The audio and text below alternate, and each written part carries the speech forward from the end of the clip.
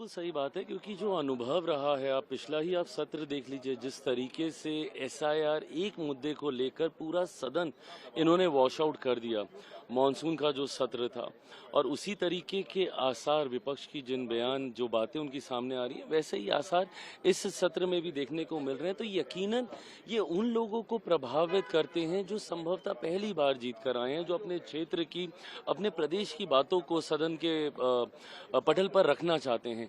ऐसे में उनको आगे बढ़ने का मौका नहीं मिलता है।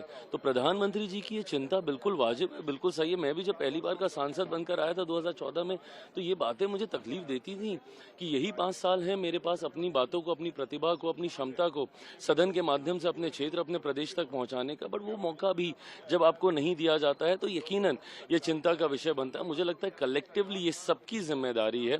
हम लोग एज सरकार पूरी तरीके से तैयार हैं। विपक्ष जिस विषय पे चर्चा करना चाहे उस पर बातचीत कर हम लोग जरूर हर विषय पर हम लोग चर्चा करेंगे, बट विपक्ष की भी जिम्मेदारी बनती है कि कम से कम सदन की गरिमा को बनाए रखें और सत्र चलने दें। विपक्ष का साफ तौर पर कहना है कि बिहार में वोटों की खरीद हुई, वोट काटे गए एसआईआर के माध्यम से, इलेक्शन कमीशन सरकार मिली हुई है, ये एक बहुत बड़ा आरोप है। विपक्ष जब तक सिर्फ और सिर्फ बहानेबाजी करता रहेगा, कभी ये लोग वापस रिवाइव नहीं कर पाएंगे।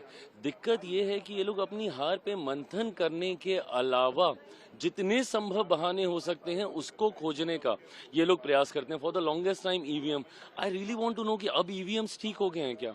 क्योंकि जब से इनको ये नया मुद्दा मिला है कि वोटर लिस्ट में धांधली, तब से इन्होंने ईवीएम का जिक्र करना ही बंद कर दिया है। तो अब अगले 7-8 साल तक मुझे लगता है ये नया बहाना चलेगा।